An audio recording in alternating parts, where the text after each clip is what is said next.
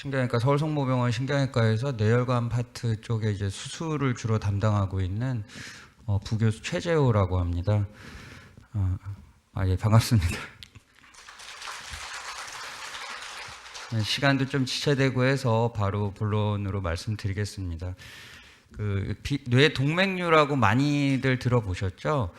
뇌동맥류는 결국 뇌혈관이 부풀어 오른 것을 말합니다. 이제 여기 다 써놨지만 풍선이 불면 이렇게 계속 부풀어 오르듯이 뇌혈관의 일부분이 얇아지고 약해지면서 이렇게 부풀어 오르게 되고 계속 풍선도 계속 불다 보면 터지지 않습니까? 마찬가지로 뇌동맥류는 항상 터질지 모른다는 그런 어떤 부담감, 불안감 이런 게 있을 수 있는 그런 질환이라고 생각하시면 될 것 같습니다.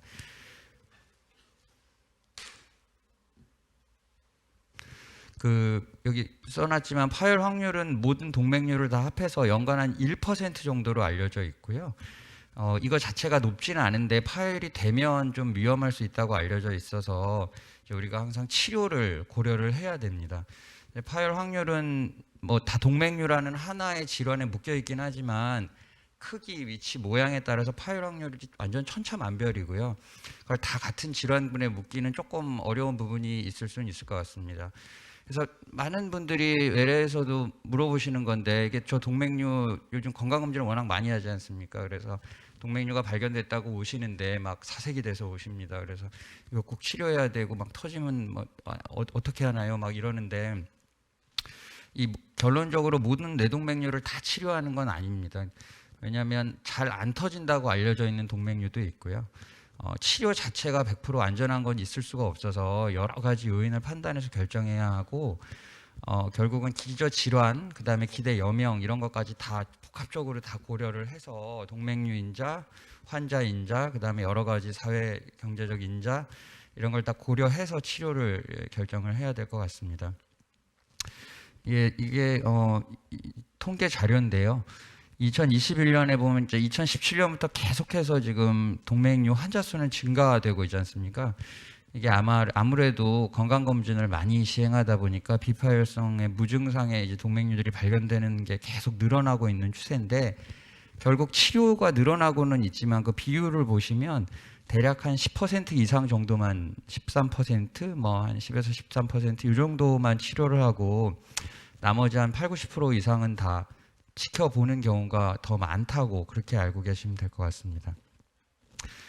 그래서 이제 안타깝게도 동맥류는 약물적인 치료는 없고요. 결국은 추적 관찰을 하든지 우리가 저렇게 써놨듯이 혈관 내 치료를 하든지 개두술, 머리 열고 수술하는 거, 그 다음에 나중에 소개해드리겠지만 뭐 두 개를 이제 동시에 혈관 내 치료와 개두술을 동시에 접근하는 하이브리드 접근법이 있는데 어쨌든 저런 식의 치료를 해야 되고요. 추적 관찰은 보통은 작은 동맥류, 이제 동맥류 파열 인자에서 가장 중요하다고 알려져 있는 건 크기입니다. 크기가 10mm 이상을 대동맥류, 25mm 이상을 거대동맥류라고 하는데 대동맥류가 되면 1년 파열 확률이 10% 이상으로 증가하기 때문에 그런 경우는 거의 다 치료를 해야 됩니다. 파열 확률이 워낙 높아져서. 근데 이제 작은 동맥류, 작다는 기준이 되게 애매한데 교과서적으로는 10mm 아래는 다 작다라고 되어 있는데 사실 5에서 10mm 사이는 그렇게까지 작고 파열 확률이 낮다고 보이지는 않고요. 그래서 보통 우리나라는 한 5mm, 4, 5mm 정도를 경계로 해서 그거보다 작으면 좀 작다, 그거보다 크면 좀 크다 그렇게 분류하는 경향들이 있습니다. 그래서 아주 작으면서 한 4, 5mm 이하면서 상상돌기라고 하는 데가 있는데요. 옆에 사진처럼 이렇게 조그맣고 요 위치에 있는 이런 동맥류들은 파열 확률이 굉장히 낮다라고 되어 있어서 보통 그냥 좀 추적 관찰을 하는 경우들이 더 많고요. 또 아까 말씀드렸듯이 너무 고령인 경우는 파열 확률이 다 해서 1년에 한 1% 내외인데 치료 위험성, 그 다음에 기대 여명 이런 걸 했을 때 치료의 위험성과 이득을 항상 따져야 되거든요. 그래서 너무 고령인 경우는 조금 추적 관찰하는 경우가 있고 또 기저질환이 많으셔서 전신 마취가 힘든 경우, 그 다음에 말기 암 등의 조금 기대 여명이 짧은 경우 이런 경우도 추적 관찰을 하는 경우가 더 많은 것 같습니다.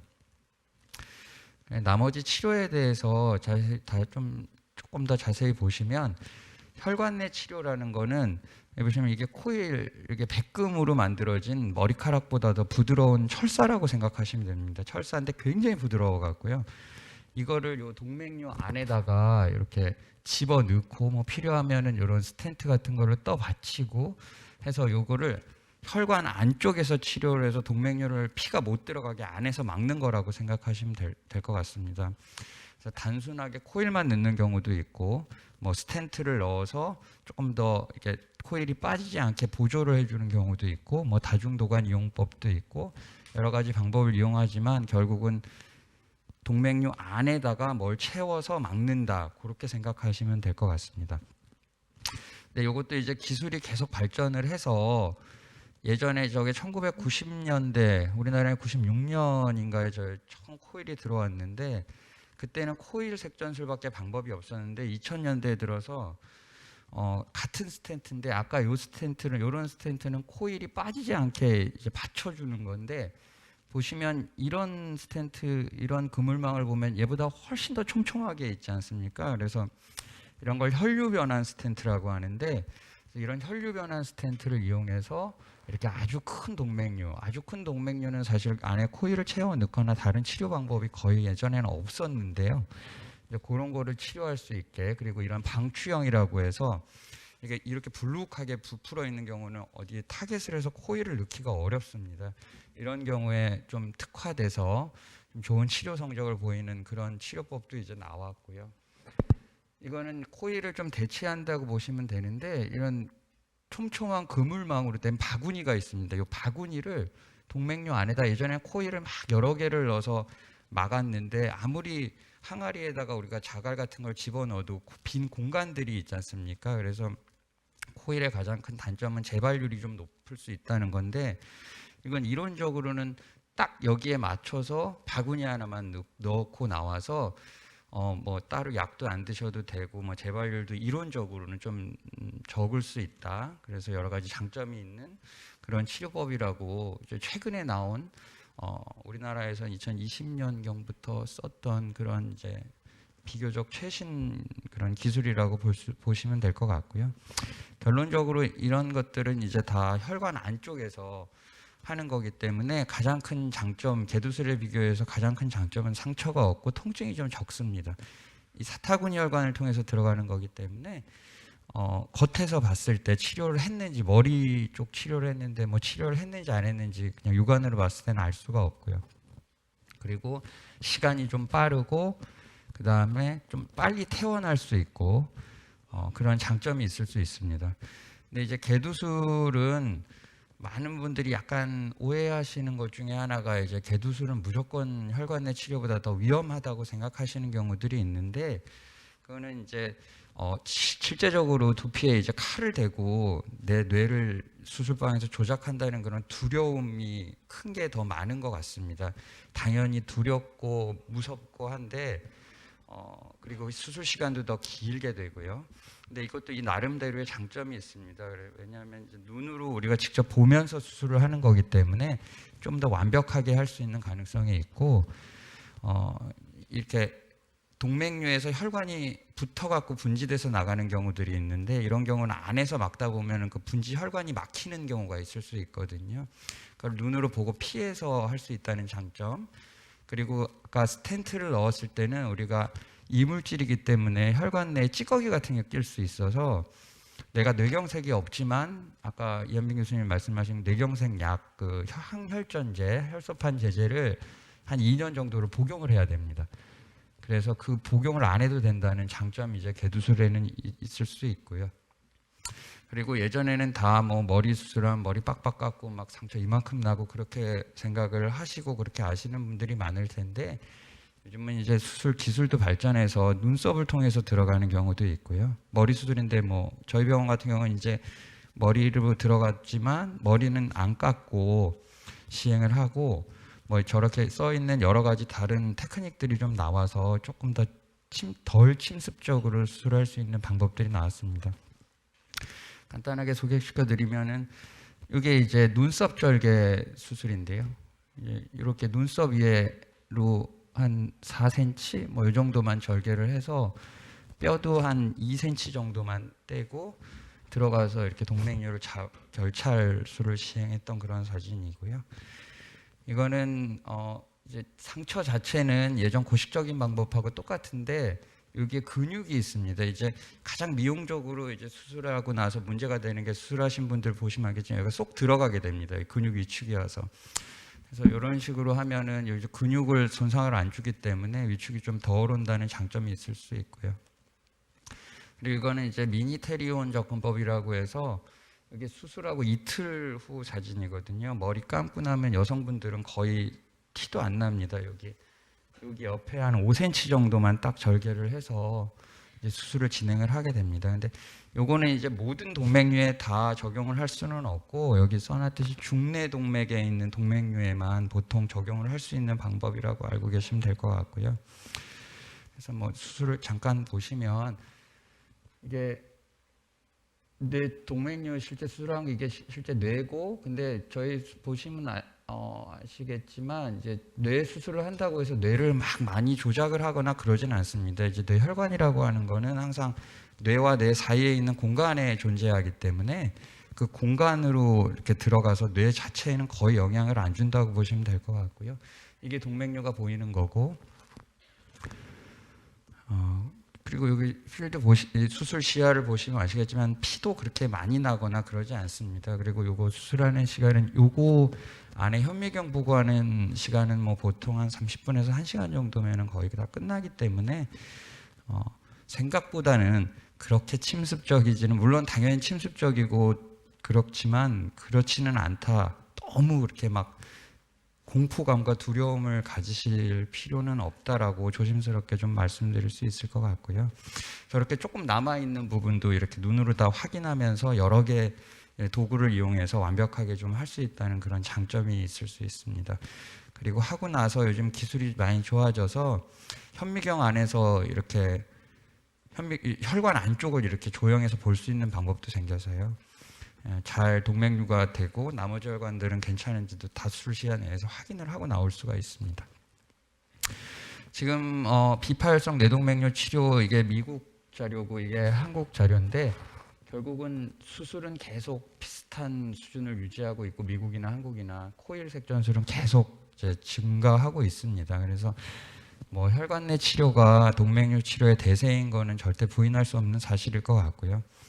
혈관 내 치료가 당연히 먼저 고려돼야 되고 우수성은 인정하지만 그래도 어느 정도 규정을 필요해서 치료를 결정을 해야 하는 게 중요할 것 같고요.